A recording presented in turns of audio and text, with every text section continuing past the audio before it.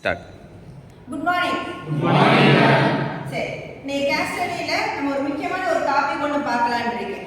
என்ன அப்படின்னா, இப்போ நீங்கள் இப்போ பிகாம் சிஏ படிச்சுட்டு இருக்கிறீங்க இல்லையா? சில பேர் இதில் ப்ளஸ் டூலேருந்து வந்து காலேஜ் வரைக்கும் சில பேர் மேத்தமெட்டிக்ஸ் அப்படிங்கிற சப்ஜெக்ட் படிச்சிருக்க மாட்டீங்க. ஆனால் இப்போ ஒரு 1 இயர் நீங்கள் மேத்ஸ் படிக்கிற மாதிரி ஒரு சூழல் வந்து உங்களுக்கு வந்துருக்கு.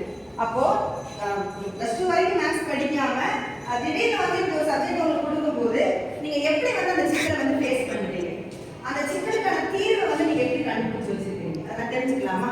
என்ன பண்ணுவீங்க? மேத்ஸ் வந்து கொஞ்சம் ஈஸியாக படிக்கிறதுக்கும் நிறைய மார்க் எடுக்கிறதுக்கும் நீங்கள் என்னென்ன வகையான ஸ்டெப்ஸ் எல்லாம் நீங்கள் எடுத்துருக்கீங்க? மேத்ஸ் வந்துட்டு நம்ம ஸ்கூலில் வந்து படிச்சிருக்கோம், 10th வரைக்கும் நம்ம படிச்சிருக்கோம். இப்போ காலேஜ் அப்படின்னு சொல்லி வரும்போது இப்போ புதுசாக நாங்கள் தெரிஞ்சுக்கிறோம். ஆனால் மேத்ஸ் ரொம்ப கஷ்டமாக தான் இருக்கும். நான் 10th வரைக்கும் படிக்கும்போது 10th வந்து பார்த்தீங்கன்னா கொரோனா செட்டு, அப்போ கொரோனா பேட்ச் அந்த டைமில் வந்துட்டு நம்ம ஸ்கூலுக்கு போயிருக்க மாட்டோம்.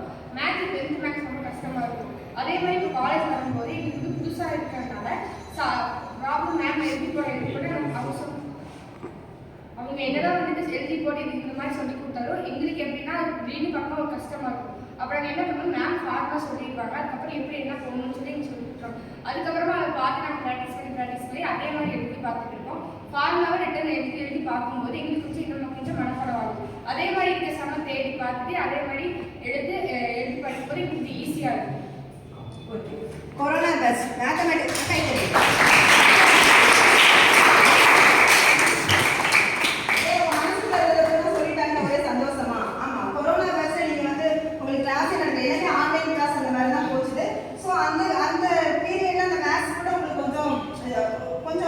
கொஞ்சம் ஒரு மாதிரி கஷ்டமாக தான் இருக்குது. கவனிக்கிறதுக்கும் மிஸ்ஸுக்கு பாடம் நடத்துறதுக்கும் நீங்கள் கவனிக்கிறதுக்குமே கொஞ்சம் சூழல் கொஞ்சம் மோசமாக தான் இருக்குது.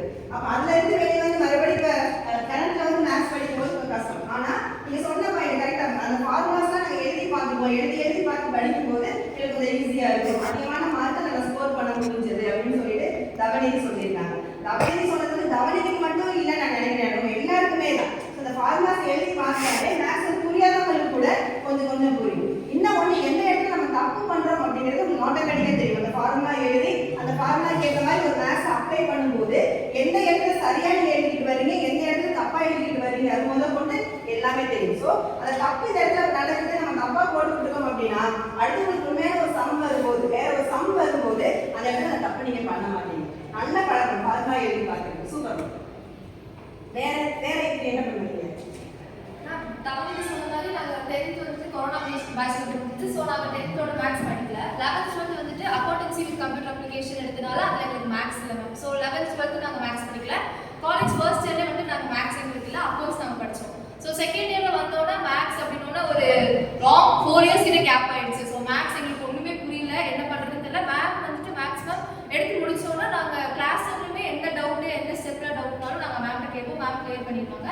காலேஜ் முடிச்சுட்டு வந்துட்டு நாங்கள் மேம் கிட்ட கீழே போய் இந்த சம்மில் இந்த ஸ்டெப்பில் டவுட் அப்படின்னு சொன்னால் மேம் பொறுமையாக இருந்து இதுக்கப்புறம் இந்த வரும், இந்த ஃபார்முலா அப்ளை பண்ணி பாருங்க, அந்த மெத்தடில் போடுங்க, இப்பெல்லாம் சொல்லும்போது எங்களுக்கு கொஞ்சம் ஈஸியாக அண்டர்ஸ்டாண்ட் ஆகிடுது மேம். ஸோ வீட்டில் போய் நாங்கள் மேம் சொன்னதை வந்துட்டு அப்படியே நாங்கள் நோட்டில் போட்டு பார்க்கும்போது அது இன்னும் கொஞ்சம் ஈஸியாக எங்களுக்கு அண்டர்ஸ்டாண்ட் ஆகுது. ஸோ நாங்கள் எக்ஸாமில் வந்துட்டு மேக்ஸ் ஈஸியாக போடுவோம். சூப்பர். மேம் வந்து பொறுமையாக சொல்லி தருவாங்க சாயந்தரம் நேரத்தில் போய். இன்னொன்று டவுட் கேட்டு வர ஸ்டூடெண்ட்டை நான் டீச்சர்ஸ்க்கு ரொம்ப பிடிக்கும். எப்பயுமே எங்களோட ஃபார்முலா இப்போ நீங்கள் மேத்ஸில் எப்படி ஒரு ஃபார்முலா படிக்கிறீங்களோ அதே மாதிரி ஃபார்முலா நாங்கள் எதை ஃபாலோ பண்ணுறோம் அப்படின்னா எங்களுக்கு சந்தேகமாக இருக்குது, எங்களுக்கு புரியலன்னு சொல்லி ஒரு ஸ்டூடெண்ட் வந்து கேட்டீங்க அப்படின்னா எங்களுக்கு ரொம்ப பிடிக்கும். அப்போ நீங்கள் மேத்ஸ் மேமில் போய் சந்தேகம் கேட்கும்போது ரொம்ப சந்தோஷமாக தான் சொல்லி தந்துருக்காங்க. பரவாயில்ல, எப்படிலாம் சந்தேகம் கேட்குறாங்க அப்படின்னு சொல்லிட்டு சொல்லி தந்துருக்காங்க. சூப்பர், கை தட்டலாம்.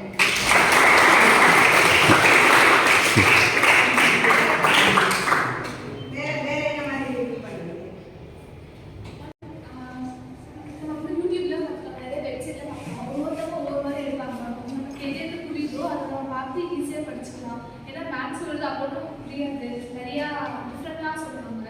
அது நம்ம யூடியூப்ல பார்த்தீங்கன்னா இன்னும் நிறைய டிஃப்ரெண்ட்டாக வரும். அதை நம்ம எது புரிஞ்சுக்கோ அதை நம்ம ஈஸியாக பார்த்து ஈஸியாக.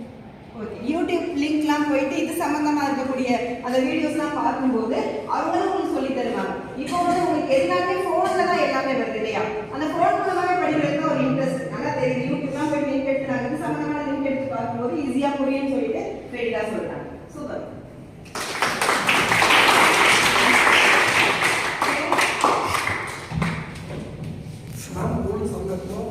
நல்லா கிளியராக கொடுத்துருப்பாங்க. அப்போ வந்து எனக்கு என்ன டவுட்டாக இருந்தால் அந்த ஸ்பாட்டில் வச்சு நாங்கள் டவுட் கேட்பேன். எனக்கு நல்லா சொல்லிக் கொடுப்பாங்க. அதனால் வந்து எக்ஸாம் நல்லா மார்க்ஸ் ஸ்கோர் பண்ணுற மாதிரி இருக்கும் மேக்ஸில். கான்சென்ட்ரேஷன் எப்பவுமே விட்டு போயிடவே கூடாது. மேத்தமெட்டிக்ஸ் நடத்தும் போது நீ அந்த மேத்ஸ் நடத்துறத கவனிக்கிறத விட்டுட்டு வேற ஏதாவது யோசிச்சுட்டு இருந்த அப்படின்னா எப்பேற்பட்டவங்களுக்கு மேத்தமெட்டிக்ஸ் புரியாது. ஸோ நடத்தும் போது கான்சென்ட்ரேஷன் பறக்க விட நம்ம கவனிச்சிட்டோம் அப்படின்னா நம்ம அந்த இடத்துல சந்தேகம் வரும். இது எப்படி வந்துச்சு, இது எப்படி வந்துச்சு அப்படின்னு சந்தேகம் வரும். அந்த சந்தேகத்தை கையோட நம்ம தீர்க்கலாம். ஸோ மேத்தமெட்டிக்ஸ்ல கான்சென்ட்ரேஷன் ரொம்ப ரொம்ப